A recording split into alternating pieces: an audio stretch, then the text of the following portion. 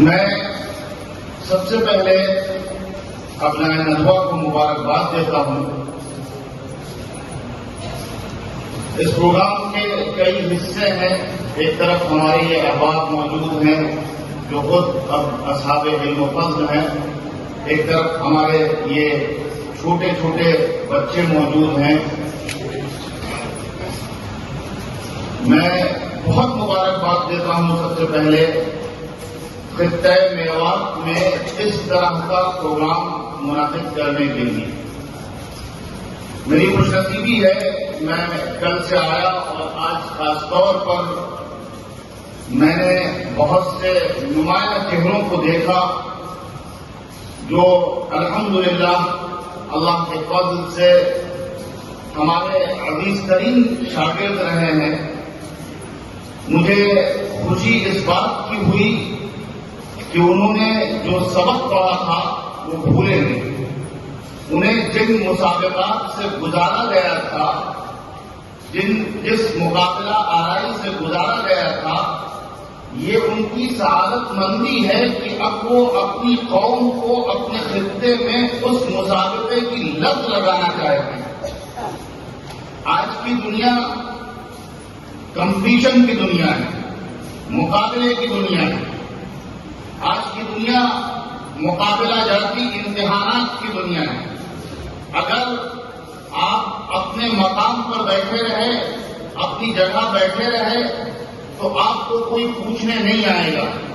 آپ کو اپنے اندر اس بات کی صلاحیت پیدا کرنی ہوگی کہ آپ خود بڑھ کر کے ہاتھ میں جام اٹھا لیں، آپ خود بڑھ کر کے اپنا حق چھین لیں، آپ خود بڑھ کر کے اپنی صلاحیت کا لوہا منوائیں، آپ خود بڑھ کر کے دنیا کو یہ بتائیں کہ مجھ میں یہ صلاحیت ہے۔ اور ویسے بھی قرآن مجید اس امت کی جو تربیت کرنا چاہتا ہے، افسوس یہ ہے کہ قرآن مجید سے ہمارا رشتہ منقطع ہے۔ ہم جو سند یافتگان کہلاتے ہیں، ان کا مطالعہ بھی قرآن مجید کا ویسا نہیں ہوتا ہے جیسا ہونا چاہیے، ان کو بھی قرآن مجید سے ویسا شغف نہیں ہوتا ہے جیسا ہونا چاہیے۔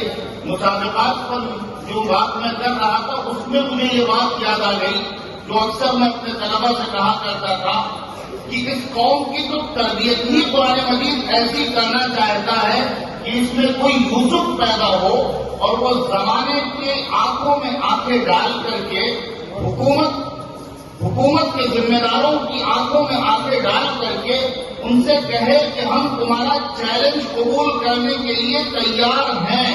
انی حفیظ علیم، لاؤ زمین کے خزانے میرے حوالے کر دو، لاؤ مصر کے خزانوں کا مالک مجھے بنا دو، لاؤ وزارت قانون اور وزارت خزانہ ہمیں دے دو۔ ہم محافظ بھی ہیں، امانت دار بھی ہیں، ہمارے پاس علم بھی موجود ہے، تھیوریز بھی موجود ہیں، ہم پریکٹیکل کر کے دکھائیں گے۔ تو قرآن مجید کو دراصل اس امت کی ایسی تربیت کرنا چاہتا ہے، اس لیے ہمارے یہ احباب بے انتہا مبارکباد کے مستحق ہیں کہ انہوں نے اس علاقے میں یہ طرح ڈالی۔ ظاہر ہے کہ یہ ابھی ابتدا ہے، یہ اقدامی فیصلہ ہے۔ اس وقت ضرورت ہے کہ اس سلسلے کو آگے بڑھایا جائے۔ یہاں حضرات علماء تشریف رکھتے ہیں، میں ان کی موجودگی میں بڑی ذمہ داری کے ساتھ یہ بات عرض کر رہا ہوں۔ خاص طور پر ماہ ربیع الاول میں یہ مسابقہ منعقد ہوا ہے، اس مناسبت سے بھی یہ بات عرض کر رہا ہوں۔ ہمیں ہمیشہ اپنا دعوتی کردار یاد رکھنا چاہیے۔ قرآن مجید نے حضور پاک علیہ الصلوۃ والسلام کا سب سے زیادہ جو تعارف کرایا ہے وہ داعی کی حیثیت سے کرایا ہے، اور ظاہر ہے کہ تمام انبیاء کو اللہ تبارک و تعالی نے داعی بنا کر کے بھیجا ہے۔ اور میں اس بات کی وضاحت کر دوں کہ جب ہم داعی کا لفظ استعمال کرتے ہیں تو ہمارے ذہن میں صرف یہ بات نہیں رہنا چاہیے، خاص طور سے میرا یہ خطاب علماء سے ہے کہ ہمارے ذہن میں یہ بات نہیں رہنا چاہیے کہ داعی کا مطلب یہ ہوتا ہے کہ جو نماز نہیں پڑھتا ہے ہم اسے نماز کی طرف لے آئیں، جو روزہ نہیں رکھتا ہے اسے ہم روزے کی طرف لے آئیں، جو مدرسے نہیں جاتا ہے اسے ہم مدرسے کی طرف لے آئیں۔ یہ اصلاح کا کام ہے، یہ دعوت و اصلاح ہے۔ داعی کا کام وہ ہے جس حیثیت سے نبی پاک علیہ السلام کو قرآن مجید بار بار تعارف کراتا ہے، بلکہ ایک جگہ تو قرآن مجید بہت گرج کر کے یہ کہتا ہے، یا ایھا الرسول بلغ ما انزل الیک من ربک، اے رسول آپ کو آپ کے رب کی طرف سے جو پیغام دیا گیا ہے اسے دوسروں تک پہنچا دیجیے، اور اگر آپ نے یہ پیغام نہ پہنچایا تو آپ نے پھر حق ادا نہ کیا۔ یہ قرآن مجید نے نبی پاک علیہ السلام کو ذمہ داری دی۔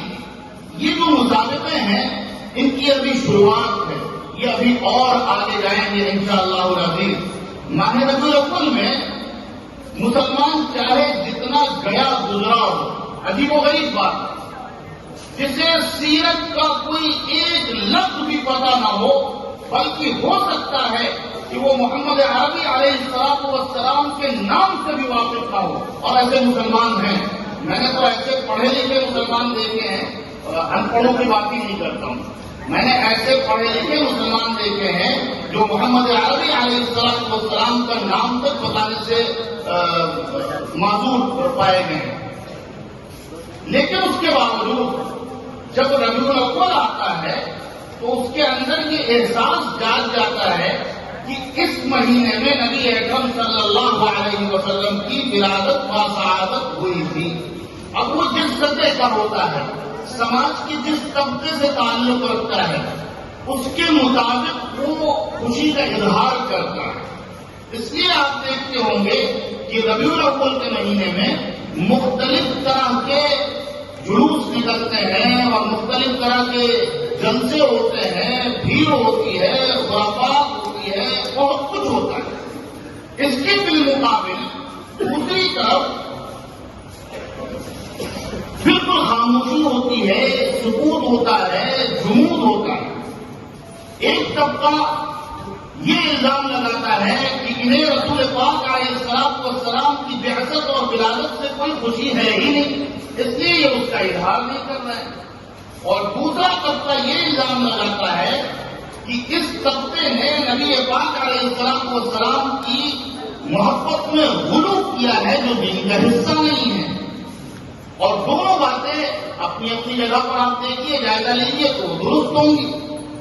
ضرورت اس بات کی ہے کہ زمانے کے تقاضوں کو دیکھتے ہوئے حالات کے تناظر میں ہم آگے بڑھیں۔ اعتدال ندوے کا بھی مقصد ہے، اعتدال اسلام کا بھی مزاج ہے، اعتدال شریعت کا بھی مزاج ہے۔ میں اکثر ایک بات کہتا ہوں اور بڑی ذمہ داری کے ساتھ کہتا ہوں، جمود اور تجدد کے درمیان سے الحاق پنپتا ہے۔ اگر کسی کو تجدد کا چسکا لگ جائے تو وہ ہر نئی بات دین میں گھسانے کی کوشش کرتا ہے اور اس طرح سے وہ خرافات پیدا کرتا ہے۔ اس کے بالمقابل اگر جمود اختیار کر لیا جائے، زمانے سے نظریں پھیر لی جائیں، حالات کے تقاضوں کو مد نظر نہ رکھا جائے، اس کے مطابق امت کو رہنمائی نہ فراہم کی جائے، تو پھر اس جمود کے نتیجے میں بھی ہمارے بچے، ہمارے نوجوان، ہماری نئی نسل الحاق اور ارتداد کا شکار ہو رہی ہے۔ اس سارے تناظر کو مد نظر رکھتے ہوئے ہمیں اعتدال کا راستہ یہ اپنانا چاہیے کہ پورے ربیع الاول سے پروگرام بنائے جائیں، منصوبہ بند طریقے سے، شریعت کے اصولوں کی روشنی میں۔ یاد رکھیے کہ اصول میں سختی ہونی چاہیے، اصول میں تسلط ہونا چاہیے، باخدا دیوانہ باش با محمد ہوشیار، یہ اصولی بات جہاں کوئی کمپرومائز نہیں ہو سکتا ہے۔ لیکن فروع میں توسع ہونا چاہیے، اور اعتدال کی بات یہ ہے کہ اس خرافات سے بچتے ہوئے اور اس سکوت اور جمود کو توڑتے ہوئے پورے ربیع الاول کے پروگرام بنائے جائیں۔ مثلا کسی گاؤں میں آپ نے 12 دن 15 دن کے پروگرام رکھ لیے، طہارت سیرت کی روشنی میں، نماز سیرت کی روشنی میں، ولادت و سعادت، اس طرح سے تمام مسائل پر ایک ایک دن علماء کرام کے خطاب ہوئے۔ ابھی آپ نے بچوں کے مسابقے کرائے ہیں، ذرا آپ اور آگے بڑھیے، اور آپ اسکولوں کے درمیان مسابقے کرائیے، اور آگے بڑھیے، نوجوانوں کے درمیان مسابقے کرائیے، اور آگے بڑھیے۔ میں پوری ذمہ داری کے ساتھ کہتا ہوں، علماء کرام کو مطالعہ سیرت کی دعوت دیجیے، ان سے کہیے کہ آپ اس مرتبہ ہم مسابقہ کرا رہے ہیں کل میوات کا، اخلاق نبوی پر لکھ کر کے لائیے. آج مسلمانوں میں اور مسلم قوم میں اور خاص طور سے ہمارے طبقے میں، ہماری برادری میں جو سب سے زیادہ جس چیز کی تعمیر کی، تشکیل کی، تعبیر کی ضرورت ہے وہ اخلاق ہے. اخلاقی اعتبار سے ہم بہت نیچے چلے گئے ہیں. نبی پاک علیہ السلام کے اخلاق یہ تھے کہ دشمن بھی آپ کو دیکھتا تھا، آپ سے معاملہ کرتا تھا، آپ اس کے ساتھ سلوک کرتے تھے تو وہ آپ کو اپنے دل دے بیٹھتا تھا. اور آج ہمارے اخلاق یہ ہیں کہ ہم جب دوسروں سے ملتے ہیں تو ہمارا حال یہ ہوتا ہے کہ وہ ہمیں تیسری دنیا اور چوتھی دنیا کا آدمی سمجھنے لگتا ہے. کبھی آپ علماء کے درمیان مقابلہ کروائیے کہ سیرت کی فلاں کتاب، مساجد کی کتابیں، مراجع کی کتابیں انہیں پڑھوائیے، ان پر مقالات لکھوائیے. کبھی آپ عام خواتین کے درمیان مقابلہ کروائیے، کبھی آپ عامت الناس کے درمیان مقابلہ کروائیے. مجمع اکٹھا کر لیجیے اور کہیے کہ بھائی وضو کے عام مسائل پوچھے جائیں گے، طہارت کے عام مسائل پوچھے جائیں گے، جو جواب دے گا اسے انعام دیا جائے گا. اس طرح سے پورے ربیع الاول کے پروگرام بنائیے. ایک طرف نبی پاک علیہ السلام کی ولادت اور امت پر جو آپ کے احسانات ہیں اس کی یاد دہانی بھی ہوگی. قرآن مجید نے احسان کو یاد دلانے، نعمتوں کا تذکرہ کرنے کی بار بار تلقین کی ہے. جب مکے سے مسلمان مدینہ منورہ پہنچ گئے تو کہیں قرآن کہتا ہے وَاذْكُرُوا إِذْ أَنْتُمْ قَلِيلٌ مُسْتَضْعَفُونَ، کہیں قرآن کہتا ہے لَقَدْ مَنَّ اللَّهُ، کہیں قرآن کہتا ہے کہ اس وقت کو یاد کرو جب تم بہت کبھی گزرے تھے، کہیں قرآن کہتا ہے کہ اس وقت کو یاد کرو جب تم آپس میں تمہارے دل پھٹے ہوئے تھے، پھر فَأَلَّفَ بَيْنَ قُلُوبِكُمْ فَأَصْبَحْتُمْ إِخْوَانًا. مختلف طریقوں سے قرآن مجید نعمتوں کا تذکرہ کرتا ہے، احسانات کو یاد دلاتا ہے.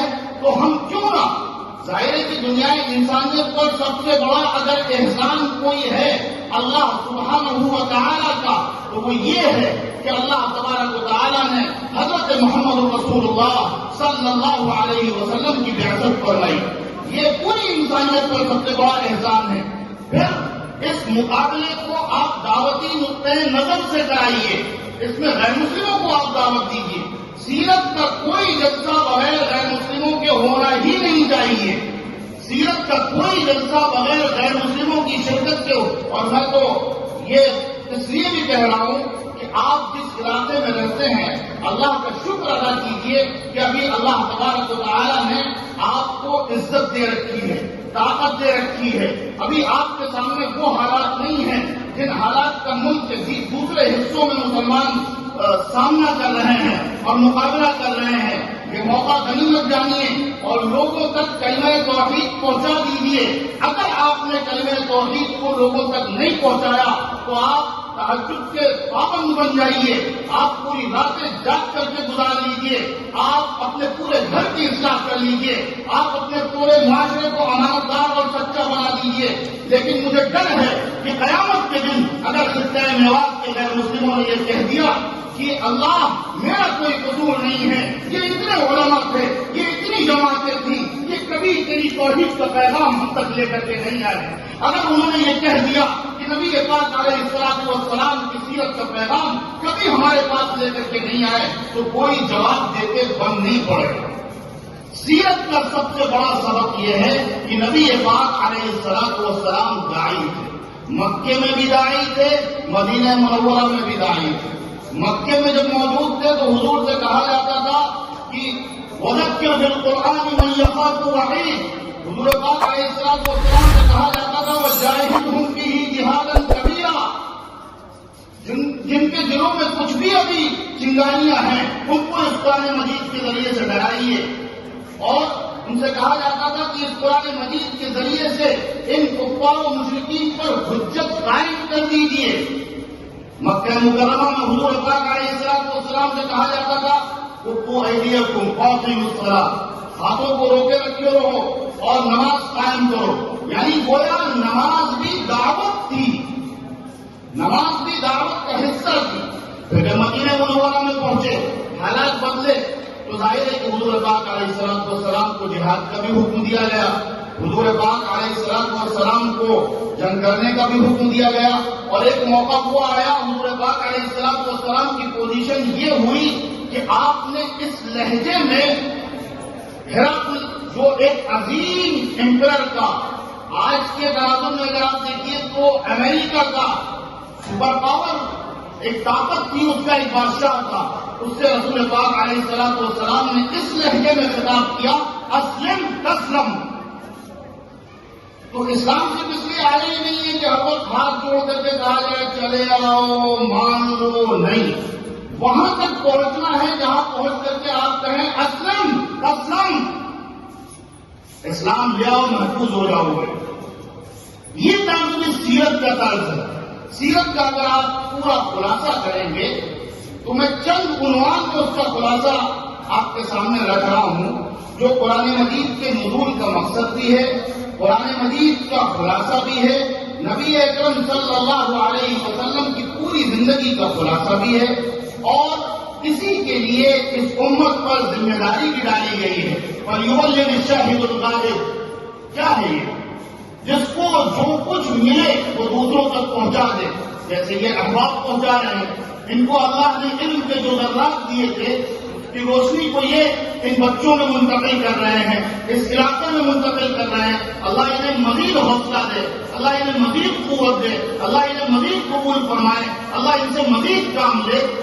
تو حضور پاک علیہ الصلوۃ والسلام کی پوری زندگی کا خلاصہ یہ ہے کہ اللہ تبارک و تعالی نے آپ کو نبوت کے لیے منتخب کروایا، آپ کو نبوت ملی، آپ کو ہے صفا پہ چڑھے اور آپ نے یہ اعلان کیا، یا ایھا الناس قولوا لا الہ الا اللہ تفلحوا، اے لوگوں ایمان لے آؤ، اللہ کو ایک مان لو، کامیاب ہو جاؤ گے۔ نبوت کا اعلان کیا، اس کے بعد اللہ کی بندگی کی طرف دعوت شروع کر دیا آپ نے۔ کس کو دعوت دے رہے تھے؟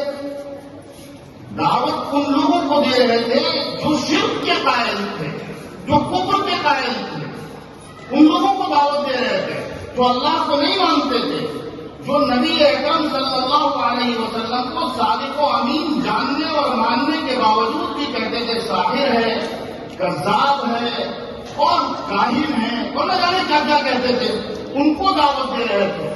وَالَّذِي بَعَثَ فِي الْأُمِّيِّينَ رَسُولًا مِّنْهُمْ يَتْلُو عَلَيْهِمْ آيَاتِهِ، يَتْلُو عَلَيْهِمْ آيَاتِهِ، یہ ہم کی ضمیر کا مرجع، پوچھئے علماء سے، پوچھئے مفسرین سے، کون لوگ ہیں؟ ہم کی ضمیر کا مرجع ابو لہب ہے، ابو جہل ہے، عتبہ ہے، شیبہ ہے، امیہ ہے، یہ وہ لوگ ہیں جو ہم کی ضمیر کا مرجع ہے۔ ان کے سامنے قرآن مجید کی تلاوت کر کر کے ان کو سنا رہے تھے۔ تو آپ نے نبوت کا اعلان کیا، پھر اللہ کی بندگی کی دعوت دینی شروع کی، اور جیسے ہی آپ اللہ واحد کی بندگی کی دعوت دیں گے آپ کی مخالفت شروع ہو جائے گی۔ حضور پاک علیہ الصلوۃ والسلام کی مخالفت شروع ہو گئی، آزمائشوں کا دور شروع ہو گیا، آزمائشیں اتنی بڑھ گئی کہ اللہ کا حکم آ گیا کہ ہجرت کیجیے۔ ہجرت ہوئی، اللہ کی نصرت آئی، اللہ نے اپنے نبی کو بھی محفوظ فرمایا اور صحابہ کرام کو بھی محفوظ فرمایا۔ ہجرت کے بعد جہاد کا حکم آ گیا، دو ہاتھ کیے گئے، اور جہاد کے بعد پھر ریاست قائم ہو گئی۔ یہ ہے قرآن مجید کے نزول کا مقصد اور پوری سیرت طیبہ کا خلاصہ۔ نبوت کا اعلان، بندگی رب کی دعوت، آزمائشوں کا دور، نصرت خداوندی کا نزول، ہجرت رسول، اور اس کے بعد جہاد، اور اس کے بعد ریاست مدینہ کا قیام۔ یہ ہے پورا خلاصہ۔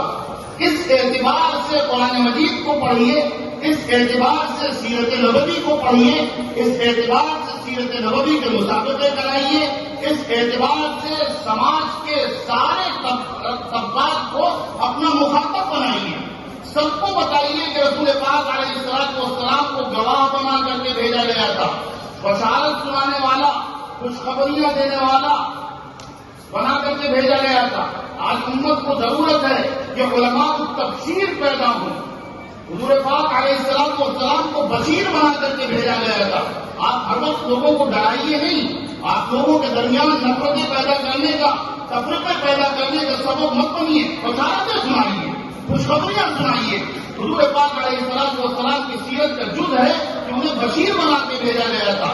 انجام سے ڈرائیے، اللہ کے رسول کو نذیر بنا کر کے بھیجا گیا تھا، انہیں اللہ کی طرف بلائیے، اللہ کے رسول کو داعی بنا کر کے بھیجا گیا تھا، اس کے حکم سے وہ اس کی طرف لوگوں کو بلاتے تھے، وداعیا الی اللہ بإذنہ، اور سراج منیر بنا کر کے بھیجا گیا تھا۔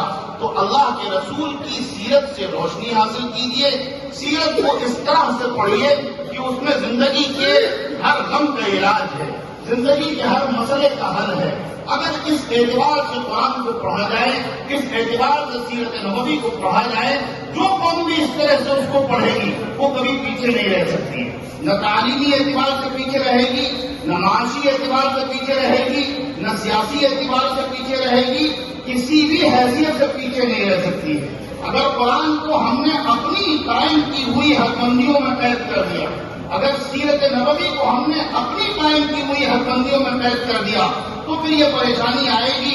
کوئی کہے گا صاحب دینی تعلیم نہیں ہے، کوئی کہے گا اصلی تعلیم نہیں ہے، کوئی کہے گا ہم تجارت میں پیچھے ہیں، کوئی کہے گا ہماری معیشت اچھی نہیں ہے، کوئی کہے گا ہم سیاست میں بہت پیچھے ہیں۔ یہ ساری وجوہات اس وجہ سے ہیں کیونکہ سیرت کو جس طرح سے پڑھنا چاہیے اس طرح سے ہم نہیں پڑھتے ہیں۔ تو میں یقین جانیے کہ آپ کے درمیان اپنے آپ کو پا کر کے بے انتہا خوش ہوا، اور ایسے علاقے میں یہ ایک اقدامی فیصلہ میں وہ دن دیکھنا چاہتا ہوں جب سماج کا ہر طبقہ ربیع الاول کے اس مہینے میں اس طرح کے مقابلوں کا حصہ بنے۔ کسی گاؤں میں عورتوں کے درمیان سیرت کا مسابقہ ہو رہا ہو، کسی میں بچیوں میں ہو رہا ہو، کسی میں بچوں میں ہو رہا ہو، کسی میں جوانوں میں ہو رہا ہو، کسانوں سے، یہاں تو کسانی ہوتی ہے، آپ کسانوں کو نبی پاک علیہ السلام کی وہ ہدایات پڑھائیے آسان زبان میں جو زراعت سے متعلق ہیں، دکانداروں کو تجارت سے متعلق نبی کی سیرت سے واقف کرائیے، جو طبقہ بھی ہے غیر مسلموں کو ان کے ساتھ حسن سلوک اور رواداری کی جو ہدایات قرآن مجید نے دی ہیں اور نبی پاک علیہ السلام نے دی ہیں وہ انہیں پہنچائیے، ان کو پڑھائیے۔ یہ سب امانت ہے ہمارے پاس، نبی سب کے تھے، ہمارے نہیں تھے۔ قل یا ایھا الناس انی رسول اللہ الیکم جمیعا، اے محمد آپ اعلان کر دیجئے کہ میں تم سب کے لیے نبی بنا کر کے بھیجا گیا ہوں، کسی ایک طبقے کے لیے نہیں۔ یہ نہیں کہا گیا قل یا ایھا المسلمون یا ایھا المؤمنون، یا ایھا الناس کہا گیا ہے۔ تو لوگوں کو مخاطب بنائیے سیرت نبوی کا۔ یہ سلسلہ جو ان بچوں سے شروع کیا ہے یہ انشاءاللہ آپ کے لیے صدقہ جاریہ بنے گا۔ یہی بچے بڑے ہو کر کے انشاءاللہ سیرت نبوی کی روشنی کو سماج کے ہر حصے تک پہنچائیں گے اور اس سے آگے بڑھ کر کے انشاءاللہ اخلاق نبوی کا پرتو بنیں گے، آپ کے لیے صدقہ جاریہ بنیں گے۔ اللہ تبارک و تعالی آپ کی کوششوں کو قبول فرمائے اور ہمارے یہاں اٹھنے بیٹھنے اور سننے سنانے کو قبول فرمائے۔ وآخر دعوانا الحمدللہ رب العالمین۔